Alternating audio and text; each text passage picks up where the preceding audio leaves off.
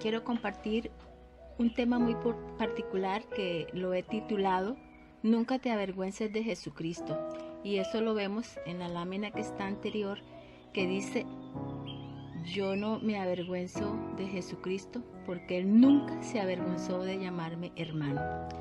Y el texto bíblico que tenemos está en 2 de Timoteo, capítulo 1, versos 8 y 9.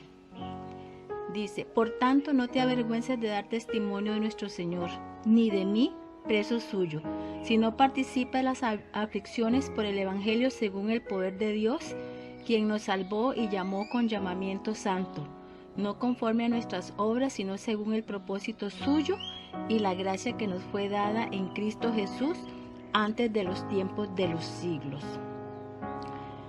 Yo no sé si usted se acuerda alguna vez que haya sido avergonzado de algo o de alguien.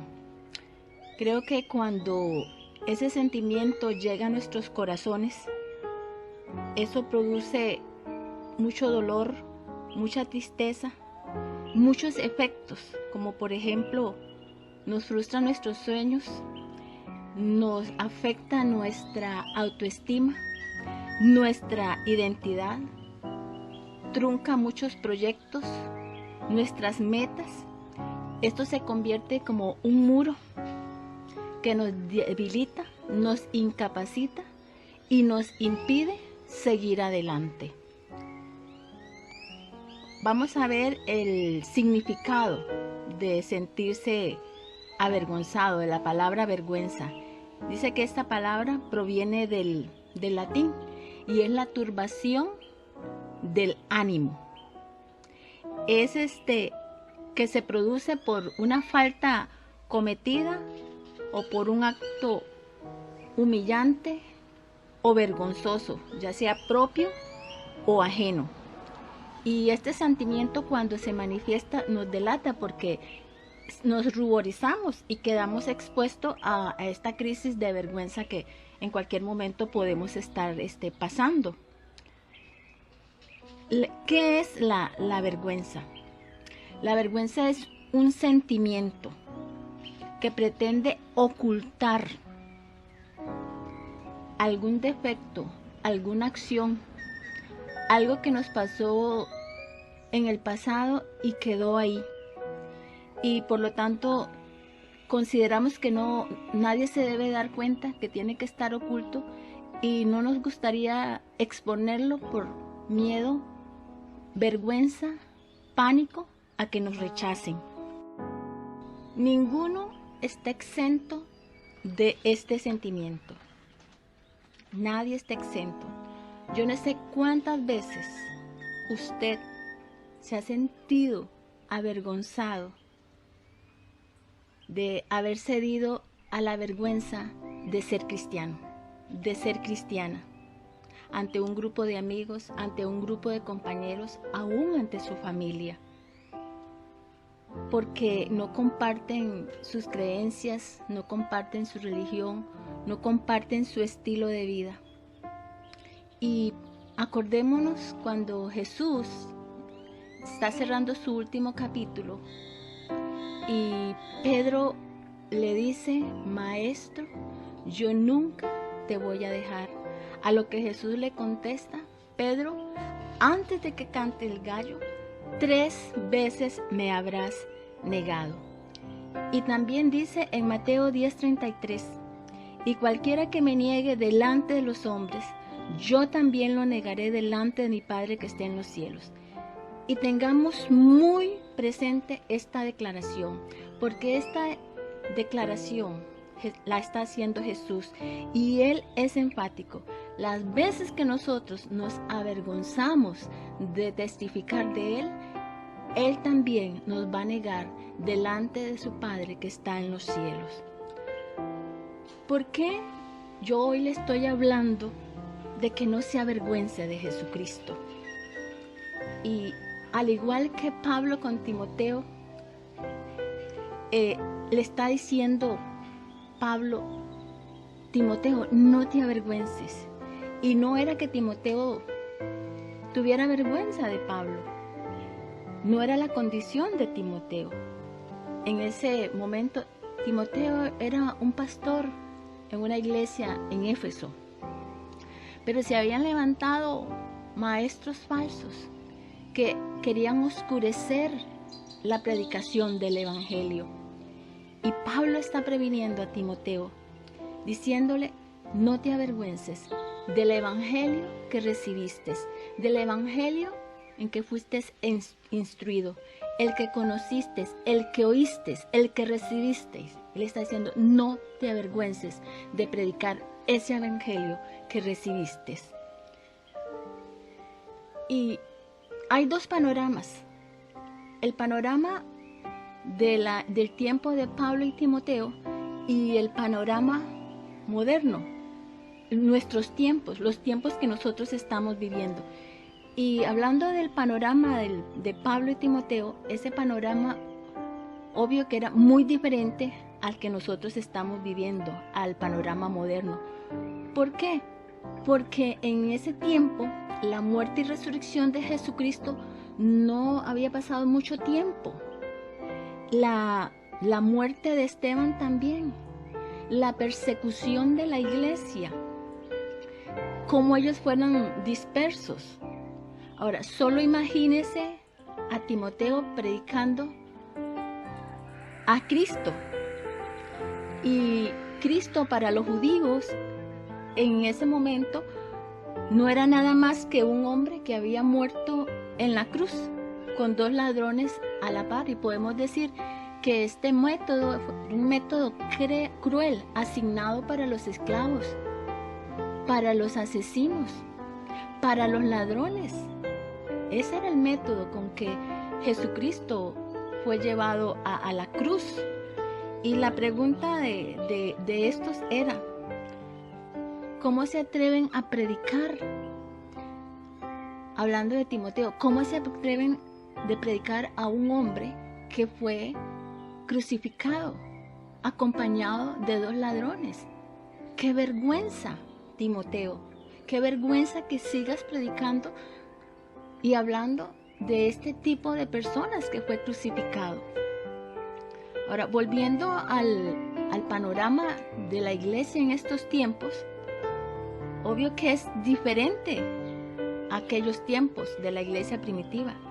En aquel tiempo hubo testigos oculares de la crucifixión de Jesucristo. Tenemos a Pedro, tenemos a Juan y también tenemos a Pablo, que fue testigo de la muerte de Esteban. Pero hoy nosotros usamos esa cruz como adornos, pinturas, aretes, pulseras, estampadas en camisetas y muchos adornos de todo tipo. Pero ¿valoramos realmente el acto glorioso de nuestro Señor Jesucristo en la cruz del Calvario? ¿Estamos entendiendo lo que sucedió en la cruz del Calvario? Porque lo que sucedió ahí fue trascendental. Tan es así que dividió la historia en un antes y en un después de Cristo. Jesucristo ahí en la cruz del Calvario venció las potestades, las tinieblas. Jesucristo venció la muerte con poder y autoridad. Y también anuló la sentencia de muerte que había con nosotros. Abolió el acta de los decretos que estaba asignada para nosotros. Nos compró con su sangre preciosa. Nos perdonó, nos dio salvación y vida eterna. La iglesia ha sido invadida de mucha coquetería del mundo. Y vemos que también, al igual que en aquellos tiempos, habían corrientes antagónicas, habían corrientes que querían desenfocarnos de la verdad. Y hoy también nosotros no estamos exentos de todas estas cosas. Y la iglesia ha permitido que entren tantas cosas del mundo para apartarnos del objetivo principal, que es la predicación del Evangelio, y apartarnos de la verdad que es Jesucristo. En 1889, el fundador del Ejército de Salvación, William Booth, hizo una predicción visualizando cómo se iba a vivir la fe cristiana en el siglo XX, pero hoy en el siglo XXI también. Y él dio 6 puntos referentes para estos tiempos. Él dijo que fuese una religión sin Espíritu Santo. Sabemos que en muchas iglesias la persona del Espíritu Santo no existe.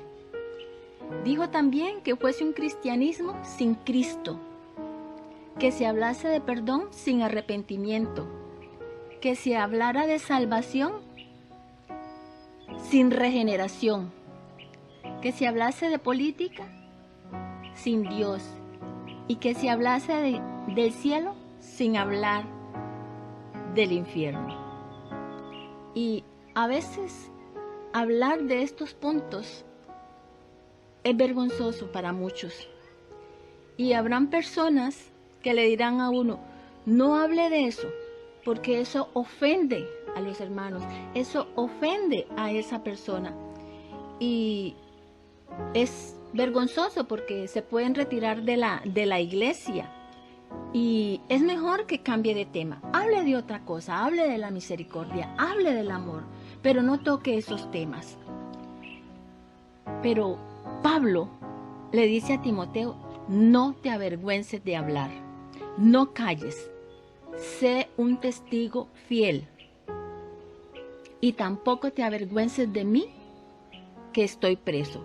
Ahora, solo imagínese a Timoteo, un hombre joven, estás pastoreando una iglesia y la gente está comenzando a llegar, la gente está viendo cómo se está desarrollando la obra y que le comienzan a decir qué bonito, qué persona le está ayudando, quién le está liderando, dónde está esa persona, cómo se llama esa persona. Y Pablo les dice quién es. Y cuando le preguntan dónde está esa persona y Pablo dice, él está preso, imagínense qué vergüenza para Timoteo. Pero claro, sí puede suceder. Ante la presión de tanta gente, Timoteo podía ceder al sentimiento de la vergüenza por la presión del qué dirán o lo que sea.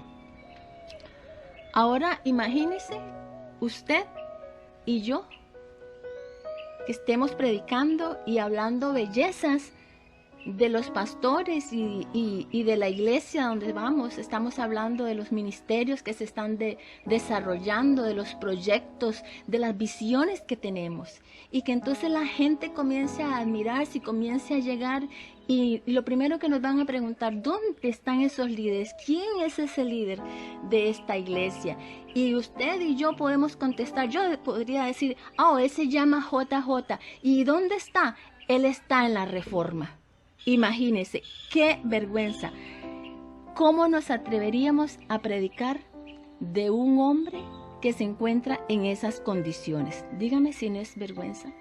Pero a veces es tan fuerte la presión de la gente, es tan fuerte el qué dirán los demás. Pero nosotros, muchos necesitamos ser aprobados, necesitamos quedar bien con los demás. Y es ahí donde nos doblegamos. Echamos para atrás y tomamos decisiones que no son las correctas. Por temor al hombre, por temor al que dirán, por temor a quedar en ridículo y no por reverencia y temor a nuestro Señor Jesucristo. Y esa es la advertencia que le está haciendo Pablo a Timoteo. Y hoy también es la misma advertencia para nosotros, que nos cuidemos, que no tengamos vergüenza de hablar lo que Él nos ha dado para compartir. Quiero hablar de 3 aspectos, 3 evidencias con que nos avergoncemos de predicar el Evangelio. 1, cuando no predico ni comparto mi fe. Digo que soy cristiano, pero no comparto, no doy testimonio de lo que Dios ha hecho en mi vida.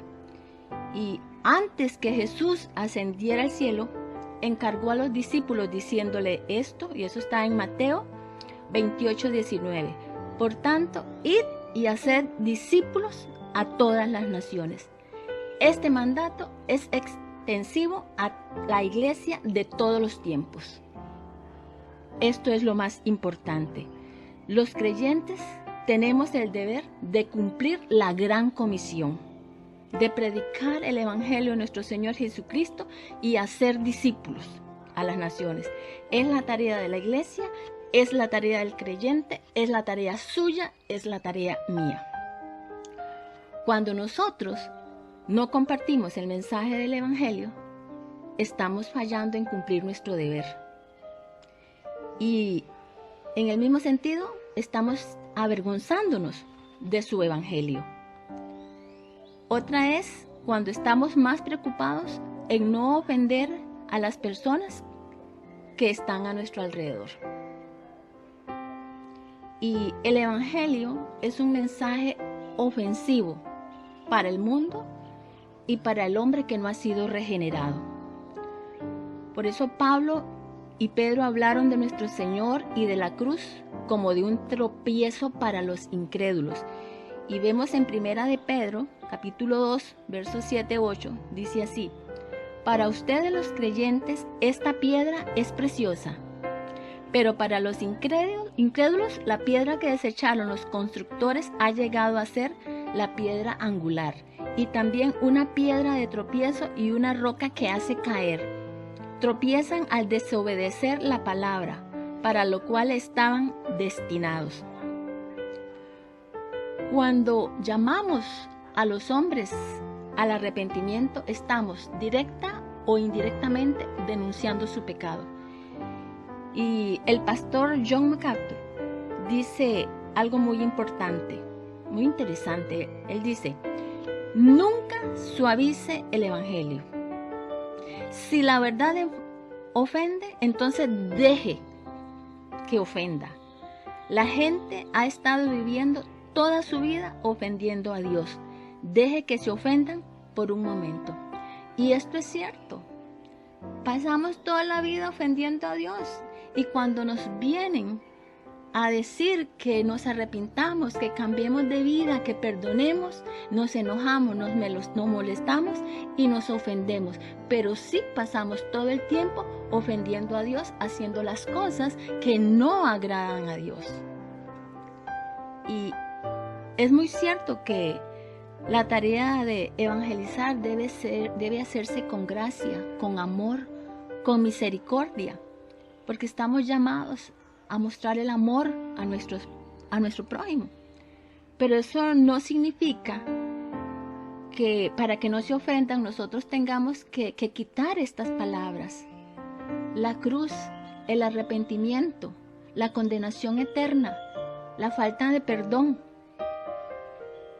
Porque estas palabras forman también el eje central del mensaje del evangelio. Cuando queremos suavizar el mensaje para no ofender, no solamente estamos fallando en cumplir nuestro deber, también estamos pecando de avergonzarnos. Y la 3 es cuando queremos hacer el evangelio más atractivo. Cuando enfatizamos más en los beneficios terrenales de la salvación que los beneficios eternos. Y para nadie es un secreto en este tiempo oír hablar del evangelio sinónimo de prosperidad. O sea, el conocer el evangelio es riquezas, es materialismo. Entonces estamos más preocupados en ofrecerle a la gente este tipo de evangelio cuando la verdad es otra.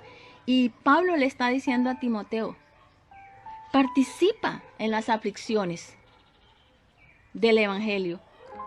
Y cuando nosotros hablamos de esta forma, las personas rechazan porque quieren acomodar el evangelio a su bienestar, no conforme dice su palabra exactamente. El Señor les dijo a sus discípulos en Juan 16:33, en el mundo tendréis aflicción, pero confiad, porque yo he vencido al mundo. Y en Hechos 14:22 dice, es necesario que a través de muchas tribulaciones entremos en el reino de Dios. Escuchemos bien, a través de muchas tribulaciones entremos en el reino de Dios. Cuando Jesús comienza su ministerio y los apóstoles comenzaron a predicar, ellos siempre llamaron al hombre al arrepentimiento.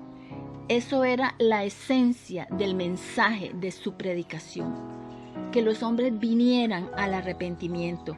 Y podemos leer en Marcos 1:14, dice, Jesús vino a Galilea, predicando el evangelio del reino, diciendo, el tiempo se ha cumplido y el reino de Dios se ha acercado, arrepentíos y creed en el evangelio. En Hechos 17:30 dice, pero Dios, habiendo pasado por alto los tiempos de esta ignorancia, ahora manda a todos los hombres en todo lugar que se arrepientan. Prediquemos el evangelio, hagamos discípulos, demos testimonio de quién es Jesucristo en nuestra vida. Pero recordemos algo, nosotros no somos los que transformamos los corazones de los hombres. Es el evangelio que es poder de Dios para salvación. El evangelio que predicó Jesús, el evangelio que predicó Pedro, Pablo, Juan, Santiago, Felipe, todos los apóstoles, y hoy usted y yo estamos predicando porque eso es nuestro deber, y predicarle a los hombres en todo lugar que se arrepientan y se aparten de sus pecados. Pero hay algo muy importante, nosotros debemos ser fieles en presentarlo tal y como se nos ha sido entregado, al igual que Pablo hablaba con Timoteo, que fuera fiel en cumplir el evangelio. Igual en este tiempo nosotros tenemos que ser fieles y sinceros a Jesucristo primeramente y predicar su evangelio como lo hemos recibido, como hemos sido enseñados, como hemos sido instruidos. Y en 1 Corintios capítulo 3 verso 11 dice, porque nadie puede poner otro fundamento que el que está puesto, el cual es Jesucristo. Nuestra responsabilidad es predicar su evangelio. Del resto se encarga el Señor. Amados amigos, amados hermanos, no nos avergoncemos de aquel que un día dio la vida por usted, dio la vida por mí. Él no se avergonzó de ir a la cruz. Él no se avergonzó de morir de una forma tan cruel, siendo Él Dios, no teniendo ningún pecado. Él perdonó ahí nuestros pecados y Él no se avergonzó de llamarnos hermanos y nos hizo herederos y coherederos con Él. Que el Señor le bendiga.